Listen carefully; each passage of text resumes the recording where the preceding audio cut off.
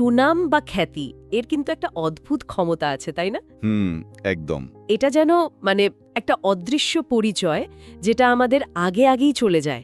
আমরা কিছু বলার আগেই লোকে একটা ধারণা করে বসে। ঠিক। একটা ছোট্ট কথা বা ধরুন একটা ভুল বোঝাবুঝি, সেটা কিভাবে বছরের পর বছরের চেষ্টাকে একদম ম্লান করে দিতে পারে বা সুযোগের দরজাই বন্ধ করে দেয়, এটা বেশ ভাবায়। হ্যাঁ, ভাবনার বিষয় তো বটে। আজ আমরা the unseen power of reputation থেকে পাওয়া কিছু ভাবনার উপর ভিত্তি করে খ্যাতির এই যে শক্তি, এটা নিয়ে একটু কথা বলবো। কেন এটা এত জরুরি, আর কেনই বা একে এত যত্ন করে গড়ে তোলা আর রক্ষা করা দরকার। আচ্ছা। আমরা উৎসের মূল নির্যাসগুলো বোঝার চেষ্টা করব। খ্যাতি আসলে কি, কেন এটা জরুরি, আর কিভাবে তৈরি হয় ওর টেকে। চলুন তাহলে শুরু করা যাক আজকের আলোচনা। নিশ্চয়ই। খ্যাতি দেখুন অনেকটা একটা অদৃশ্য স্রোতের মতো, যা আমাদের হয় এগিয়ে দেয়, না হয় পিছিয়ে দেয়। আর মজার ব্যাপার হলো এটা প্রায়শই আমাদের অজান্তেই ঘটে। উৎসের একটা উদাহরণ আমার বেশ মনে ধরেছে। ওই যে মুম্বাইয়ের ভিড় লোকাল ট্রেনের ব্যাপারটা। কেউ যদি পরিচিত কাউকে দেখিয়ে বলে, আরে এই লোকটা কাজের লোক, তখন হয়তো অন্যরা একটু সরে ওর জন্য জায়গা করে দেয়। হ্যাঁ হ্যাঁ। আবার উল্টোটাও হতে পারে, যদি শোনে এর তো খালি কথার বাহার, ব্যাস তখন যেন একটা অদৃশ্য দেওয়াল উঠে যায়। ঠিক, লোকটার দক্ষতা হয়তো একই আছে, কিন্তু তার সম্পর্কে যে গল্পটা চালু আছে, সেটাই, ওই গল্পটাই অন্যদের আচরণ কেমন হবে সেটা ঠিক করে দিচ্ছে। তার ব্যাপারটা শুধু দক্ষতা বা প্রতিভার নয়। মানুষ আসলে জানতে চায় কার ওপর ভরসা করা যায়, কে কথা দিলে কথা রাখে। এই যে ভরসার জায়গাটা, এটাই কি খ্যাতির মূল ভিত্তি? একদম, এটাই আসল কথা। যেমন ধরুন ক্রিকেটের উদাহরণটা যদি আমরা দেখি। হ্যাঁ বলুন। একজন দারুণ প্রতিভাবান ইয়াং ব্যাটসম্যান হয়তো খুব স্টাইলিশ শট খেলে, কিন্তু সবাই জানে চাপের মুখে পড়লে সে ঠিক খেলতে পারে না, ভেঙে পড়ে। হ্যাঁ। অন্যদিকে আরেকজন অভিজ্ঞ খেলোয়াড়, ধরা যাক দ্য ওয়াল, তাকে হয়তো দেখতে অতটা চোখ ধাঁধানো লাগে না, কিন্তু দল জানে কঠিন সময়ে তাকে নামানো মানে একটা ভরসা আছে। এই যে ভরসার খ্যাতি, এটাই কিন্তু অনেক সময় প্রতিভার চেয়ে বেশি কাজে দেয়। তাহলে এই ভরসাটা আসে কোথা থেকে? এটা তো আর একদিনে হয় না। না না, একেবারেই না। এটা কোনো বিজ্ঞাপন বা লোক দেখানো জিনিস নয়। খ্যাতি তৈরি হয় আসলে আপনার ধারাবাহিক আচরণ থেকে, দিনের পর দিন একই রকম নির্ভরযোগ্যতা দেখানো থেকে। লোকে খেয়াল করে। অবশ্যই খেয়াল করে, বিশেষ করে কঠিন পরিস্থিতিতে আপনি কেমন ব্যবহার করছেন, কথা রাখছেন কিনা, দায়িত্ব নিচ্ছেন কিনা। এই লম্বা সময় ধরে আপনার আচরণের যে প্যাটার্ন, সেটাই আপনার খ্যাতি।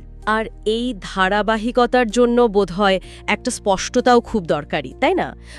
খ্যাতি তো আর সব কিছু নিয়ে তৈরি হয় না, বরং একটা নির্দিষ্ট মনে রাখার মতো গুণের ওপর ভিত্তি করে গড়ে ওঠে। ঠিক, যেমন ধরুন ক্যাপ্টেন কুল। হ্যাঁ, বা খুব নির্ভরযোগ্য লোক, এরকম কিছু একটা। উৎসে ওই চার্চগেটের চাওয়ালা অর্জুনের গল্পটা আছে। ও হ্যাঁ, মনে পড়েছে। সে নাকি সামান্য বাড়তি পয়সাও নিয়ম করে ফেরত দিত। এই ছোট্ট কিন্তু রোজকার সততার কাজটাই তার পরিচিতি বাড়িয়ে দিয়েছিল, আর সেটাই তার ব্যবসাও এনে দিয়েছিল। এটাই কিন্তু দারুণ ব্যাপার, কিভাবে রোজকার ছোট ছোট কাজ মিলে একটা বড় পরিচয়, একটা খ্যাতি তৈরি হয়ে যায়। কিন্তু দেখুন, এই যে কষ্ট করে খ্যাতিটা গড়া হলো, এটা কিন্তু বেশ ভঙ্গুরও হতে পারে। এর ওপর আক্রমণ আসতে পারে, ভুল বোঝাবুঝি তৈরি হতে পারে। হ্যাঁ, সেটাও ঠিক। যেমন ধরুন উৎসে বেঙ্গালুরুর ওই স্টার্টআপের স্মিতার ঘটনাটা বলা হয়েছে। তার নামে রটে গিয়েছিল যে সে নাকি অন্যদের সাথে মিলে কাজ করতে চায় না, একা একা কাজ করে। আচ্ছা। এখন এমন পরিস্থিতিতে চিৎকার করে প্রতিবাদ করার চেয়ে কাজের মাধ্যমে ভুল প্রমাণ করাটা অনেক বেশি জরুরি। স্মিতা সেটাই করেছিল। কিভাবে বলুন তো? সে যেমন ধরুন মিটিংয়ের পর আলোচনার মূল পয়েন্টগুলো সবাইকে ইমেল করত, টিমের অন্য কারা কী অবদান রেখেছে সেটা উল্লেখ করত, সিনিয়রদের কাছে পরামর্শ চাইত। এভাবে সে ধীরে ধীরে তার সহযোগিতার একটা রেকর্ড তৈরি করেছিল, বুঝিয়ে দিয়েছিল যে গুজবটা ঠিক নয়। তার খ্যাতি রক্ষার কৌশলটা হলো ঠিক চিৎকার চেঁচামেচি নয়, বরং ইতিবাচক কাজের মাধ্যমে ওই ভুল ধারণাটাকে ভেঙে দেওয়া। আর যদি সরাসরি কোনো মিথ্যে রটানো হয়, সেক্ষেত্রে হয়তো কখনো সরাসরি মোকাবেলা করা দরকার হতে পারে, কিন্তু সেটাও করতে হবে খুব শান্তভাবে, তথ্য দিয়ে। গুজবটা খণ্ডন করে আবার নিজের ইতিবাচক কাজে মন দিতে হবে। কাদা ছোড়াছড়িতে না জড়ানোই ভালো। আর আজকের এই ডিজিটাল যুগে তখন তো ব্যাপারটা আরও জটিল হয়ে গেছে, তাই না? অনেক বেশি জটিল, কারণ এখন আমাদের অনলাইন কাজের প্রমাণ, যেমন ধরুন পোর্টফোলিও বা কেস স্টাডি আর সোশ্যাল মিডিয়াতে আমাদের আচরণ, এই সব কিছুই আমাদের খ্যাতির অংশ হয়ে দাঁড়াচ্ছে। নিয়মিত নিজের অনলাইন পরিচিতিটা একবার দেখে নেওয়াটাও জরুরি। ঠিক। তবে দেখুন, খ্যাতি রক্ষার সবচেয়ে টেকসই উপায় হলো সেটাকে নিজের আসল মূল্যবোধের ওপর দাঁড় করানো। যেমন ধরুন টাটা গ্রুপের দীর্ঘদিনের সুনাম। এটা তো শুধু কিছু বিজ্ঞাপন বা বড় উদ্যোগের ফল নয়। না, তা তো নয়। এটা আসলে বহু বছর ধরে অনেক কঠিন পরিস্থিতিতে নেওয়া নৈতিক সিদ্ধান্ত আর ধারাবাহিক আচরণের ফসল। যখন আপনার খ্যাতিটা আপনার ভেতরের মূল্যবোধের সঙ্গে জুড়ে থাকে, তখন সেটা বাইরের ছোটখাটো আঘাতে সহজে টলে যায় না। এটা খুব গুরুত্বপূর্ণ পয়েন্ট। হ্যাঁ, খ্যাতি রক্ষার জন্য তাই প্রয়োজন কৌশল, ধৈর্য আর ধারাবাহিকতা। শুধু চুপ করে থাকলে চলবে না। আর একবার যদি এই শক্ত ভিতের উপর খ্যাতিটা গড়ে ওঠে, তখন সেটা অনেকটা চক্রবৃদ্ধি সুদের মতো কাজ করে, তাই না? ঠিক বলেছেন।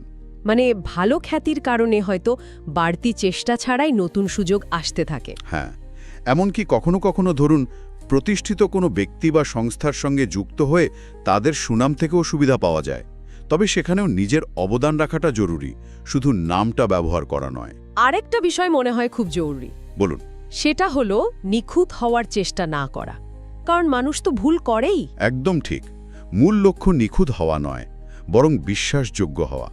মানুষ হিসেবে আমরা ভুল করি, কিন্তু সেই ভুলের দায়িত্ব নেওয়া, সেটা শুধরে নেওয়া আর তা থেকে শেখা, এই পুরো প্রক্রিয়াটাই আসলে বিশ্বাস বাড়ায়। হ্যাঁ, এটাই আসল। দিনের শেষে খ্যাতি তো আসলে আমাদের চরিত্রের একটা প্রতিধ্বনি মাত্র।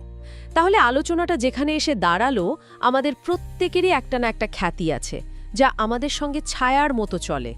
এখন শেষ প্রশ্নটা হলো, এই খ্যাতিটা কি আমরা নিজেরা সচেতনভাবে তৈরি করেছি, নাকি পরিস্থিতি বা অন্যরা আমাদের ওপর এটা চাপিয়ে দিয়েছে? এটা একটা গভীর প্রশ্ন। উৎসের বার্তা অনুযায়ী পছন্দটা কিন্তু আমাদের হাতেই। আমরা কেমন পরিচিতি চাই, সেই অনুযায়ী কাজ করার সুযোগ কিন্তু আমাদের সবসময়ই আছে। এটা নিয়ে সবার ভাবনার একটা জায়গা রইল। ঠিক। এই ভিডিওটি দেখার জন্য আপনাকে অসংখ্য ধন্যবাদ। এরকম আরও ভিডিও পেতে আমাদের চ্যানেলটি সাবস্ক্রাইব করতে ভুলবেন না।